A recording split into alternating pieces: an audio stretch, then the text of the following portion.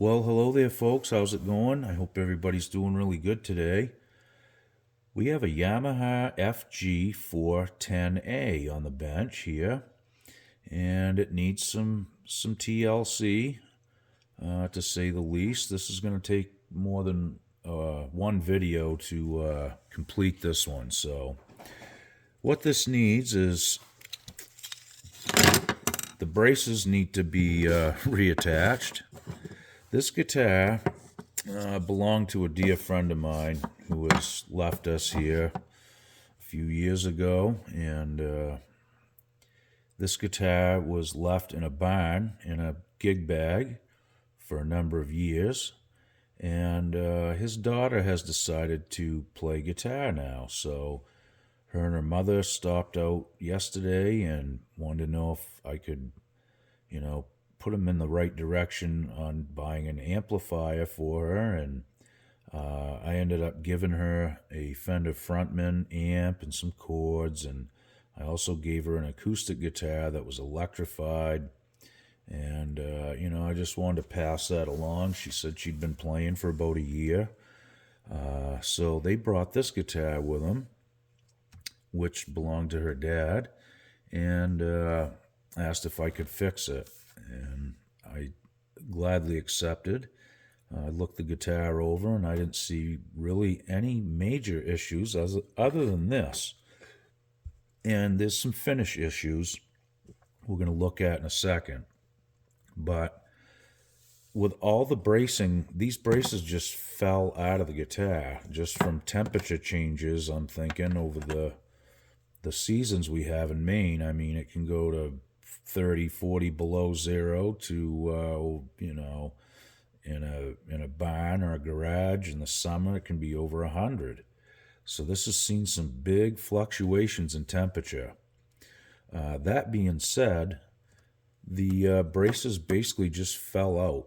And there's just a little bit of glue that you can see left on the braces here. So that needs to get addressed, and that's the first thing. It may not be the first thing I tackle on this guitar, but it definitely needs to be fixed. And in between the bridge pins, we've got some breakout. I haven't looked at the bridge pad underneath yet to see if that's broke out as well. If it is, we'll fix it. It isn't a big deal. Amazingly, with all the braces missing in this guitar, this thing is still as straight as an arrow. The neck is straight, the body's straight, the top's straight. Hats off to Yamaha, I guess. They really did a nice job. It stayed intact, and this thing has seen the most extreme conditions a guitar would probably ever see. So that being said, we have to take care of those two issues for sure, the braces and the bridge here. So let's flip the guitar over, and I'm going to show you what I'm talking about with the cosmetics. Now this is it's almost like sandpaper. It's got a green kind of tint underneath it, which I don't know if it's mold. I don't think it is. I've seen this on guitars that have been through some, hot and cold and that kind of thing. But the texture of this is almost like, kind of like sandpaper. It's really odd. And I think it's just blistered. I think it blistered the lacquer somehow, maybe from hot or cold. I really don't know. You can see that I did sand this a little bit on the edge. Now I can smooth it back out and make it look presentable. So that's going to be the plan of attack for this one. And I think I'm going to start on this first. I'd like to get all this stuff off the guitar, and we'll give it a good look over inside as well. We'll stick the camera in there and take a peek. So you can see it still has this stuff on the sides here too, and even on the back where the strap pin is. That all needs to get kind of washed away too. Now the top, I'm sure you guys can kind of pick this up on camera. I did put some guitar polish on the top, and that cleaned up nice and actually started to shine here. So you can see where it hasn't been polished. So I think as far as the visual, this is going to be, pleasing to the eye when we get it done. Again, the neck was nice and straight. The fret ends aren't too bad. They could be touched up. It does have a little bit of play wear on the frets. This has been played for sure. So we'll probably recrown the frets too and get this thing back in action. Okay, so we're going to flip it over and start sanding the back here. And we'll see where that leads us. Okay, so we got some kind of coarse sandpaper here. It's 120 grit. I'm just doing some really light pressure here as I go along. I'm just looking to actually knock these little blisters down. And I'm not worried about the finish of the guitar. The damage has already been done as far as that goes. So what we're about to do is only going to make it more presentable and hopefully seal off all this open stuff that is kind of bubbled up through the finish. So the 120 grit takes it down pretty good. Again, I'm not pushing really hard. I just want to get the high spots down, and when I can see it turn this white color, I can actually tell that it's down to where I want it. And it's not coming off really hard, but it does take some time to get it down and get it flushed off again. So we're going to do this to the whole back of the guitar. And then when we get it done, we're going to seal it back up. And that should keep it good for a long time. As long as it's stored in a good environment, I don't see any problems. Really amazing. That's all I can say, that this thing has stood that kind of, temperature fluctuation over the years and still stayed straight, even without the braces in it. It's just mind-boggling to me, really. Bracing is very important in a guitar, especially to keep it, straight and true, and keep the top from humping or dipping. But it didn't bother this one a bit.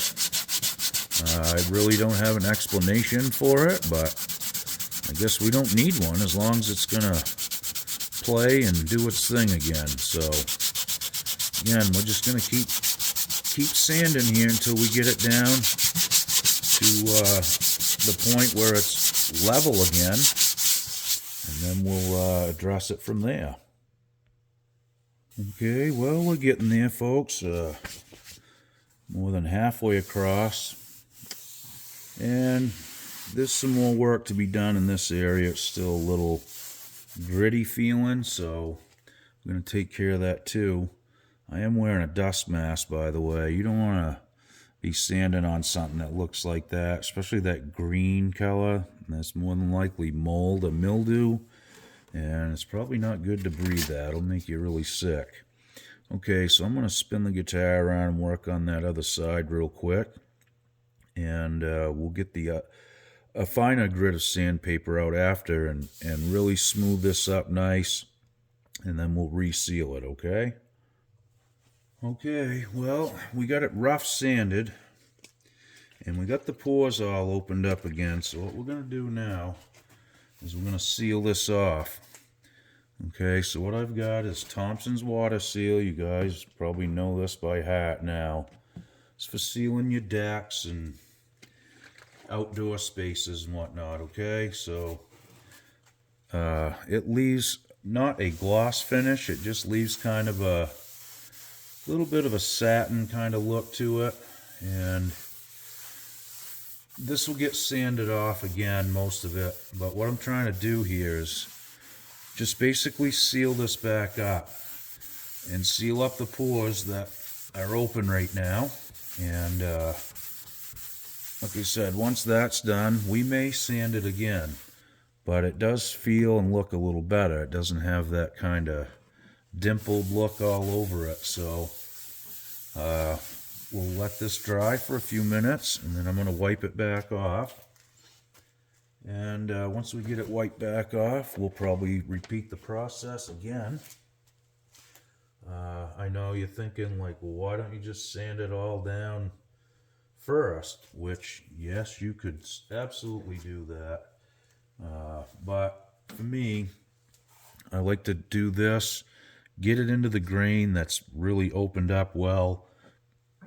I'll wipe this down, and when I wipe it down, I'll be able to see a lot better and see any spots I missed. This green may never come out. This is under the lacquer by the looks of it. So I probably won't sand completely through the lacquer. We're just going to try to reclaim this as best we can. That's really all we can do. So, all right, I'm going to wipe that off right now. And as you can see, it does kind of give it a little bit of just a satin look more than anything, really, I think. But it is sealing the grain up, and that's what we're really after here. We just want to get this sealed up good so it can't take in moisture or anything like that. And I'll see if I can remove some of this green, but it may not be able to be removed, which is okay too. It's the back of the guitar, it's not a big deal, but we just want it smooth and it's not, porous and dimpled like it was. So again, what I'll do next is probably let this dry a little bit longer, and I'll go over this with some fine sandpaper, and we should be looking pretty good after that. Now, I did this all with 120 grit sandpaper, so you see some sanding scratches and stuff like that right now, which is good because that lets this stuff absorb into the wood, and that's the whole thing we're really after here. Okay, so we're going to press on, and we're going to sand some more with some light sandpaper here, and same kind of thing, not a lot of pressure. I just want to kind of smooth out some of the sanding scratches now from the 120 grit paper, and any spots that look kind of questionable, I'll just kind of even them up here. So I'm doing this all by hand, as you can see, no sanding block or anything like that. I'm not wet sanding or any of that kind of stuff. It's just a really light touch and a lot of repetition, basically. And I like doing it under a nice bright light like this because you can really see where you've been and any spots you missed. So I'm just going to go over the whole back again, like I said. We'll give it a nice wipe down, and we'll seal it again. And that should probably take care of most of the issues on the back here. And we're going to have to repeat this process for the sides of the guitar, obviously, and anything else that isn't quite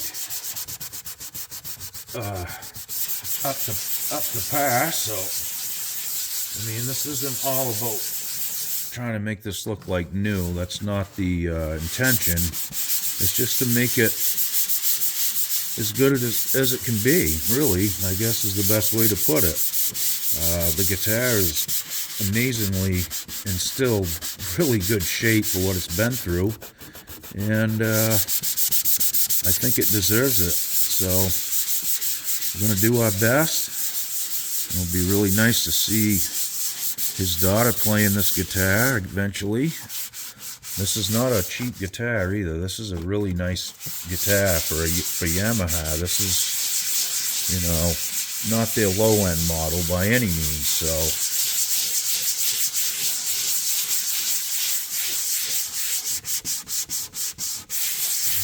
I have a guitar myself that has this kind of green, smoky thing going under the lacquer, and I really don't know what causes it. I'm not sure, but this isn't the first time I've ever run into this, so it happens. I do believe it's probably from temperature fluctuation and humidity and maybe a few more things, but in any case, we're going to just do our best, right? Yeah, I'm going to hit this with some 120 over here again, and try to get a little bit more of them dimples out of it so we can get them sealed up good again. Here we go. Yep.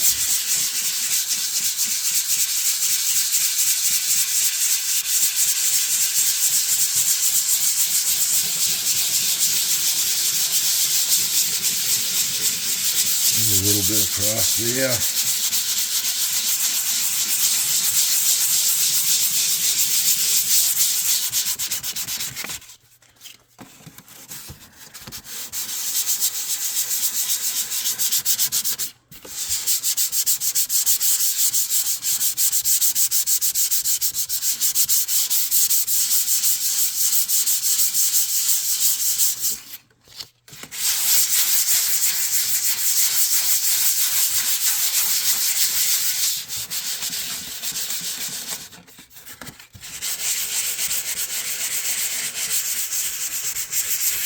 Okay, well, we're getting close. I'm going to hit it with some more fine paper real quick. Okay, folks, so we just hit it with some 120 and some 220. And now we're going to put some more sealer on it, and I'm going to let this stuff really soak in good. And we'll see if I have to dress any other little spots on here. I'm sure there's going to be a few, and I'm not going to probably get all of this stuff off here, you know, as far as the dimpling stuff and the lacquer that was kind of popping up everywhere. So there does, you know, there is a point when you have to call it. You can only do so much, but in any case, that looks a lot better than it did. No question. There's a few sand and scratches, and most of the dimpling is gone. I can see a few here, coupled up through there, and I just want to make sure I do get all of that taken care of. That's the most important thing to me, because then it can't allow moisture in and out, and it'll eventually just trap dirt and mold and any other nasty thing you don't want to get in there. So we'll let this sealer do its thing, and that's a heck of a lot better than it was by far. So again, we're going to keep moving around the guitar here, and I'm going to address the sides, which I'm going to have to basically sand all the sides down too, and do the same thing, seal it up, and the top is going to be okay. If you remember in the front part of the video, I did show you that I tried polishing a little bit of it, and that seemed to come out really nice. So once we get this stuff taken care of, again, I'm probably not going to be able to get this haze out of here. I'm probably not going to try to, but because if you do that, I'm going to completely break through the finish, and I'm not sure as I want to do that. If I do, I'll have to do it to the whole back of the guitar at that point. You can't just, you know, settle in on one little spot and take it down to the finish, and you'll never get it blended back together right. So you just got to draw the line. Like I said, there is a point when you have to stop. You can't fix everything. You can only try to improve on what's there. So that's the back part of this one. Anyway, folks, that'll be good. And it looks a lot better. It really does. This is a mahogany guitar, too. I bet this is going to sound some nice. It's a cool thing when you get a guitar back on its feet and it seems like they tend to thank you in a nice way, just in playability and sound for the most part here. So, well, now I know what I'm up against. You got to start somewhere, and I wanted to start on the back of the guitar, like I said, and the rest of it's not going to be too bad. It's just time consuming, that's all, folks. And I could use a palm sander, and I could do a lot of different things. This isn't really about that for me. This is, this has sentimental value to me to be doing this in the first place. So I'm just trying to enjoy it. I'm not in a big hurry, and I'm going to do the best that I can. And this will make someone a really nice guitar for sure when we get it all back together. So anyway, folks, thanks for tagging along. As I told you guys before, you never know what's going to show up on my doorsteps. This is just how it goes. And again, I'm really happy to be doing this, and it's for a really good reason. So thanks again, folks, and welcome to all the new subscribers. We will be doing part 2 on this as well. This is going to take a few videos to get it right, and I'm going to take my time all the way through it and walk you through all the steps that we need to do to get this back online. Doing these braces, that's really time consuming, and it's tedious. Sometimes you have to make clamps and things like that, and wedges to hold these things up in place. So just bear with me, that's all. We'll get her going, though, for sure, guys. I guarantee it. Okay, thanks again. We'll see you guys tomorrow. Be good. Okie doke.